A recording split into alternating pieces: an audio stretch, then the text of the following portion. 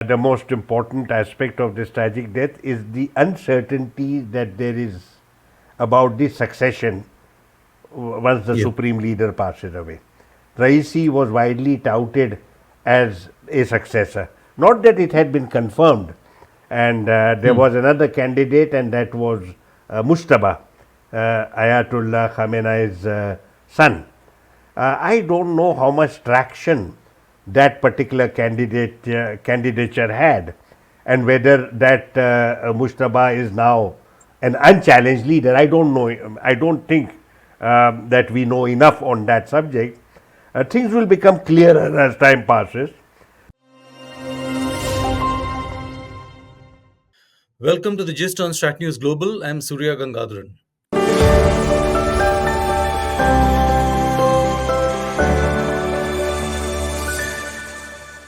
Iran's President Raisi is dead, died in a helicopter crash somewhere in northern Iran. And I have with me Mr. Talmiz Ahmad, former ambassador to Saudi Arabia, a well known scholar on the region of West Asia. So, welcome. Glad to see you again. Thank you very much. Sir, I begin with a rather speculative question. The death of President Raisi. Given the kind of turmoil we've seen in that part of the world, the assassination of key figures by various people, including the Americans, is there any, would you want to speculate on whether this was an accident or perhaps something deeper, perhaps even an assassination? Given the context in which this tragedy has occurred, the ongoing conflict, the tit for tat exchanges between Iran and Israel, Israel's own record of killing various enemies of the state, it is natural to speculate about the possibility of a larger conspiracy that led to the death of the president and the foreign minister. But I would be skeptical about it. I personally feel that this is an accident, a tragic accident. We've had air crashes carrying prominent personalities from time to time, and such Yeah. conspiracy theories have been, speculations have been natural. If you were to suggest to me that there is any country that stood to benefit from this death, then I would not be able to confirm that affirm that, say, Israel or United States or any of them would have any advantage. The Mhm. Iranian system is dichotomous. It has got the elected executive and legislature, but the supreme authority, as we know, is with the supreme leader. And the supreme leader's power and influence, and the fact that he is supported by the IRGC, the Islamic Revolutionary Guard Corps, ensures that there will be a continuity. If there is a tragedy, I'm sure the nation is shocked, but it does not mean that there will be a sense of crisis that would have happened in other countries. In fact, the regime seems to be keen on presenting a very calm demeanor, kind of a unified front that everything is okay and it's back to business, and an interim president has been appointed. Well, that is part of the constitution, that the first vice president is appointed acting president, and you have to have elections within a certain specified period. So that is a part of the constitutional process. It is also makes sense that when you have such a major tragedy, that the country will be shaken and will wonder whether they are under attack from hostile elements. The supreme leader has made every effort to ensure that the people are calmed. He has intervened and said that things will carry on. There will be a continuum, continuity rather than change, or rather than a dramatic crisis, I think is the message that he has given. Do you see the interim president continuing, perhaps being, getting Khamenei's sanction to carry on as president? Or do you see some kind of a power struggle, perhaps? I think the principal role of the interim president will be to manage the funeral. There will be a stream of visitors who will be coming. He will represent the highest political office in the country, executive office, and his will be the principal role in this regard. I don't think he will have any role beyond protocol. Policy matters, etc., are the prerogative of the Supreme Leader, and it is the Supreme Leader, supported by the Guardian Council and more importantly the IRGC, that will ensure that there is continuity with regard to national policy. Do you see any other shake-up here? I mean, Khamenei, I mean, Raisi at one point was seen, at least some of the reports I've read, he was seen as a successor to Khamenei. Would that Absolutely. be accurate? I mean, This is the most important aspect of this assassination, apologies, of this tragic death. The most important aspect of this tragic death is the uncertainty that there is about the succession once the yeah, Supreme Leader passes away. Raisi was widely touted as a successor. Not that it had been confirmed, and there was another candidate, and that was Mustaba, Ayatollah Khamenei's son.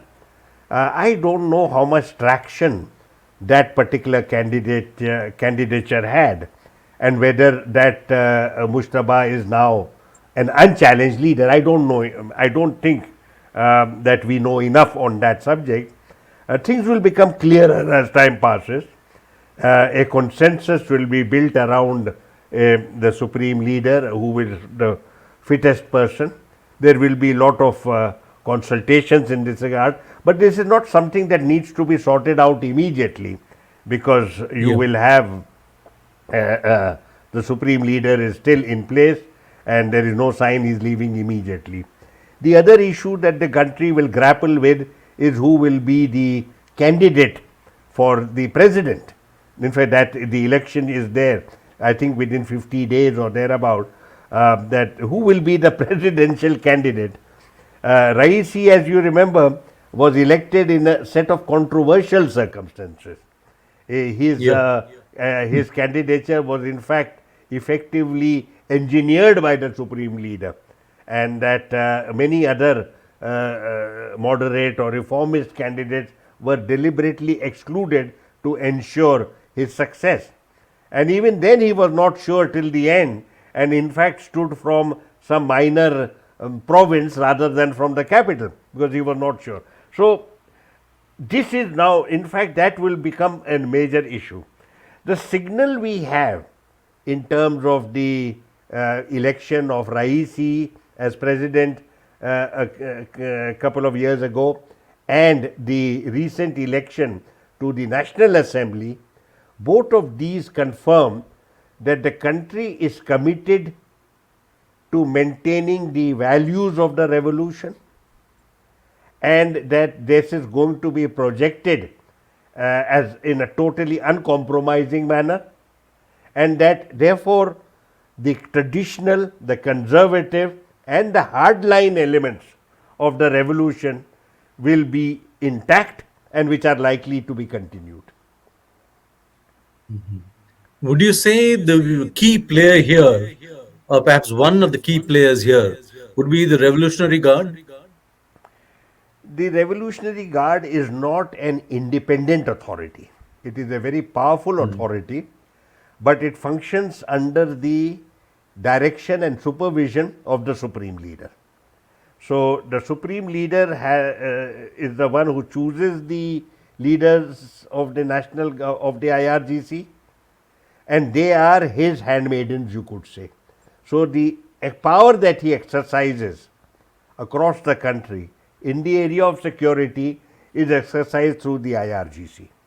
The IRGC are also the guardians of the country's frontiers. So they have military forces available to them. So they have domestic security duties. They are also the guardians of the frontiers. They work nowadays fairly closely with the National Army. National Army is Mhm. also under the control of the Supreme Leader, but the IRGC is the unique force that is the legal guardian of the values of the revolution.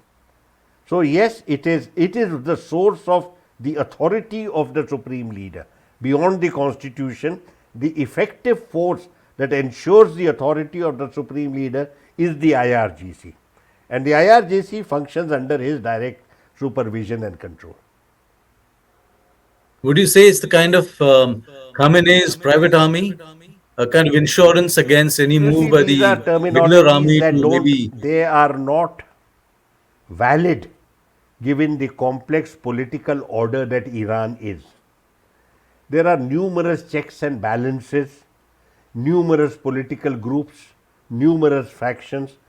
So, while the Supreme Leader is in fact the most important individual in the country and constitutionally responsible for the country's security, its economic policies, and its well being, and has the force with it, to call it a private army would not be appropriate. Private armies are normally held by mafia dons and various militant groups.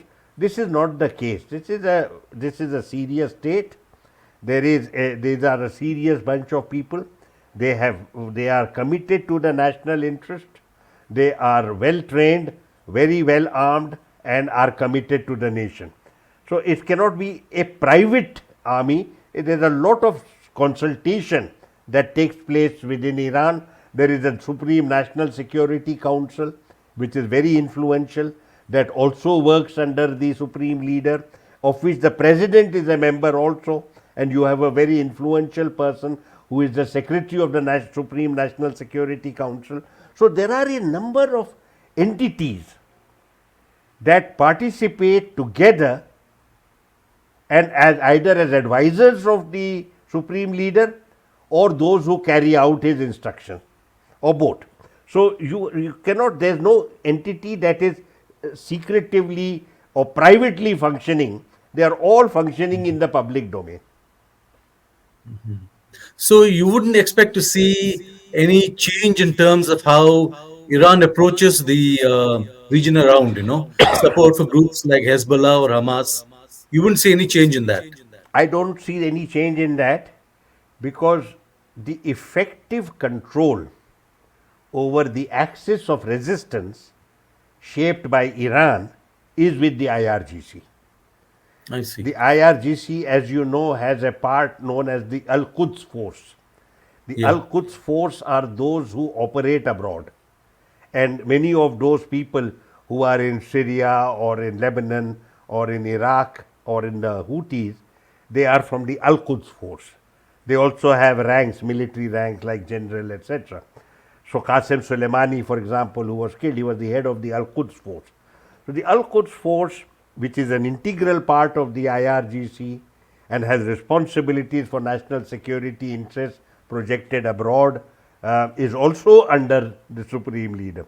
So you have the National Security Council, you have the Guardians Council, and you have the Al Quds Force, the IRGC. All these entities function under the supervision and direction of the Supreme Leader. Just one word about the president, sir. Is the president merely the implementer of the supreme leader's orders or directives? Does he have room for maneuver? Is he a power in his own right? This is a, it depends on the personality of the president and the confidence he enjoys vis-a-vis the Supreme Leader. And the scenario can change. The principal decisions taken by the government are usually presented by, options are presented by the president to the Supreme Leader. And it is the Supreme Leader that finally approves a particular line of action. For example, Rouhani's initiative to commence dialogue on the nuclear issue was something that Rouhani believed in personally, but he Yeah. could not go forward without the Supreme Leader's approval. And now we know the Supreme Leader, say once Donald Trump withdrew from the agreement, the Supreme Leader has said publicly that he was skeptical about this initiative and that he has no faith or trust in the West. He says the West is totally untrustworthy. He said the president had asked for this approval and I gave it, but I gave it while being extremely skeptical about the merits of this. So that is one. You have another example much earlier of Rafsanjani, President Rafsanjani, who persuaded Ayatollah Khomeini to accept the ceasefire with Iraq. Ayatollah Khomeini was committed to the destruction of the Iraqi regime and the fall of Saddam Hussein. And now Rafsanjani, backed by the generals, made a presentation before Ayatollah Khomeini and conveyed to him that, look, we are facing very serious difficulties. The Iraqis have remobilized, and if we continue the war, we may lose a lot of people and may also lose some territory. It is in that context that Ayatollah Khomeini was persuaded to accept the recommendation. So overall, I would say that the president works very closely with the Supreme Leader. But the Supreme Leader also has other sources of information and other sources of advice. So you have, as I said, a complex system. The closest analogy, if I can give you, is that of the American system. The American system, the president is in the White House. He receives information and advice from numerous sources. Ultimately, he is the one who takes the decision, which is why Harry Truman said the buck stops here. But the fact is that in a complex complex political order, inputs from diverse sources are normal, and the president or the head listens to all of them and then takes a personal decision for which he becomes responsible. By and large, I would say to you that matters relating to the revolution, matters relating to national security, and the armed forces, these are of direct concern to the Supreme Leader. And economic policies are largely the ones for which the president is directly responsible. Obviously, the Supreme Leader keeps an eye on what is happening. No, the relationship has always been complex. I recall the time when President Ahmadinejad was the president, totally supported by the Supreme Leader, but at the same time, in the second term, they started falling out. Ahmadinejad won the second term, possibly due to elections that were rigged by the IRGC in his favor. But the Supreme Leader didn't like him because Ahmadinejad started indicating that he could be a separate authority within the political order, and felt that that though he was a secular person, that even in areas of pertaining to religion and the revolution, that his voice should carry more weight. So such tensions between president and Supreme Leader have always been there. By and large, they know how to manage it. So management of the relationship, ensuring that no public spat occurs of the kind that occurred with Ahmadinejad takes place. People know at the end of the day, the system is weighted very heavily in favor of the Supreme Leader. So that's an interesting point you made about the system being weighted in favor of the Supreme Leader. Does that make the regime popular? Is it liked by the general mass of people? Is there support for it? The overwhelming mass of information we have about Iran comes from Western sources. Yeah. And most Western sources are viscerally hostile to Iran. Iran is somehow deep in the Western psyche as a hate object. Of course, the Americans, it started with the Americans in 1979 when their embassy was attacked and their Yeah. diplomats were taken prisoner. And then every evil that is possible in the region has been ascribed to Iran. So Iran today is part of the domestic order in the United States. This negative image of Iran and the perception that Iran is responsible for destabilizing the region, that it is a threat to the Western order, etc., is now a confirmed perception, even as far as European allies of the US are concerned. I would say to you something very important, and that is the hatred of Iran is linked with the West's concern that the West dominated hegemonic order is under threat, and that China, Russia, and Iran are a tripartite coalition which is anti-West and is challenging the West-led political order. And a recent article has added North Korea into this tripartite grouping and made it into a quartet.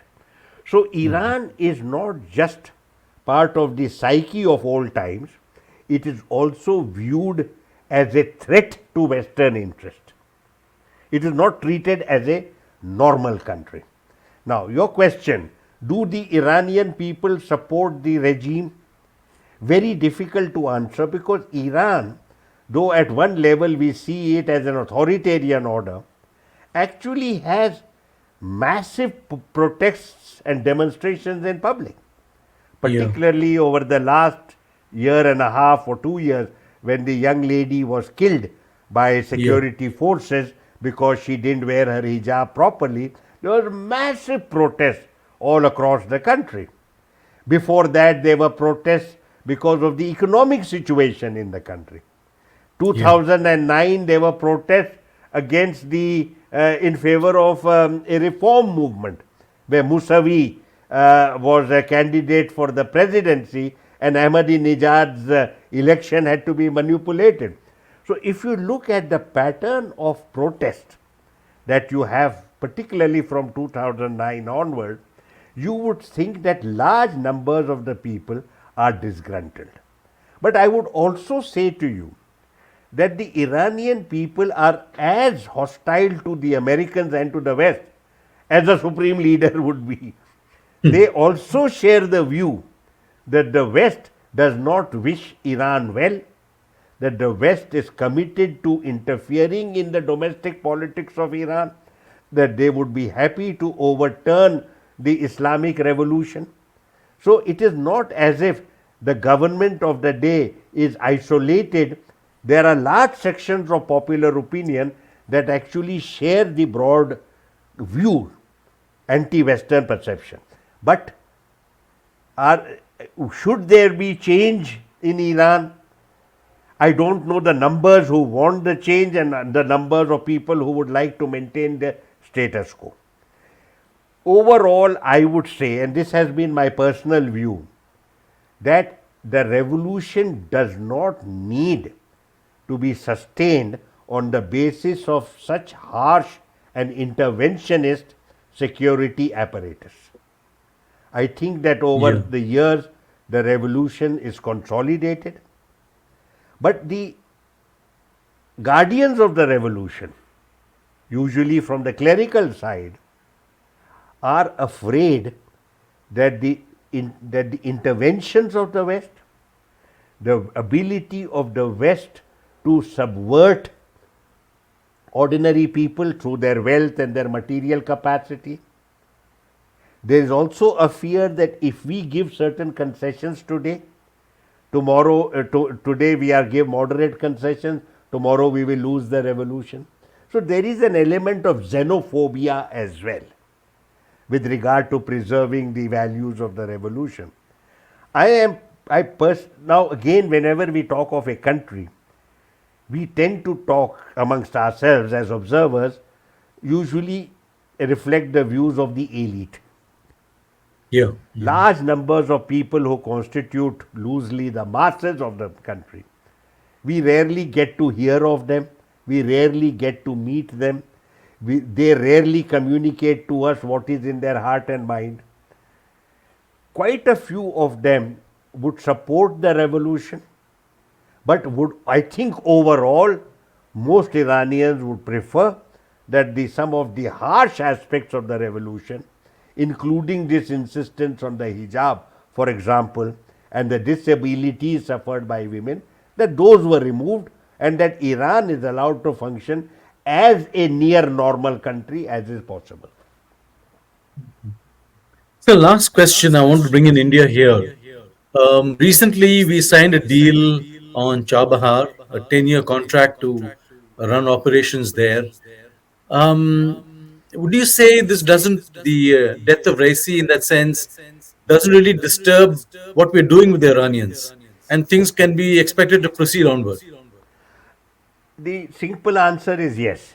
I don't think the death of the president has any impact on the very limited engagement that we have embarked on. The greater disappointment that Iranians have had, and as also certain observers of India-Iran relations have had, and the disappointment that we have had, is that India has consistently subordinated our ties with Iran to our ties with the United States. Yeah. I am not saying that we have to choose one or the other, but we have chosen to uphold the importance of the engagement with the United States and allowed American interest to supersede our own interest. My own approach in this regard would have been to convey to the Americans that we wish to be your partners, we value the relations we have in diverse fields, but you should also reciprocally respect us, treat us with dignity. We live in this region. You have the great fortune of being able to pack up your bags and running away from the region when you face a debacle, as you did in Afghanistan and Iraq. We don't have that. We belong here. We have very substantial strategic relations with Iran. While you have problems with Iran, you have imposed those issues upon us. As a result, on two important occasions, in 2004 and again in 2018, we allowed the relationship with Iran to languish. And that some of the important commitments that we had made with regard to Chabahar and with regard to connectivity projects from Chabahar, they were allowed to wither away. What has happened just now is an attempt by India to revive its interest in Chabahar. This was something which had been approved by India many years ago. Most recently in 2016, Prime Minister Modi had visited Tehran and had a tripartite meeting with the presidents of Iran and Afghanistan. And we had made a commitment exactly of the kind that has now been, we did nothing about it. 7, 8 years later, 10 years later, we have signed a 10-year agreement. We have reconfirmed some of our investments and financial support for the project, and that we have said that we are going to see it through. It is something that we should have done 20 years ago. We again, after a gap, we had affirmed it in 10 years ago, but now we have come back. The Iranians say, all right, you have come, signed the agreement, but you will be tested on the basis of actual performance. And there we have been seriously lacking. The Iranians are aware of it. Even all of us who wish India well and who support India's ties with Iran would have a degree of skepticism at this point, that we have seen these promises before on so many occasions. By the way, do recall, Iran has not waited for India. Iran has taken up the development of Chabahar already on its own. It has awarded the railway connectivity project to the Chinese. So it is not as if the port is not functioning. We have now come in at a late stage and have picked up the responsibility for one particular phase of the project, phase 4, where we will construct 32 jetties and make the port fit to get about 82,000 tons of goods annually. Let us see. This is what the Chinese they have given us. This is phase 4. That means the previous phases have been completed by the Iranians with their own Yeah. resources. So we will wait Yeah. and see and hope. I personally feel that the relationship with Iran is one of the most important strategic ties as far as India is concerned. But then in India doesn't has not had the same approach that I would have advocated. On that note, sir, and expecting, hoping that when the new president takes over, things get back to normal and um, matters proceed as before. Thank you very much, sir, for the insight, and good Thank you again very talking much. to I you. wish you all the best. Um, Thank you. let's see where things By the go in way, Iran now. yeah. That's all we have for you on this edition of The Gist. Do subscribe to our YouTube channel, follow us on social media. Thank you very much. Goodbye.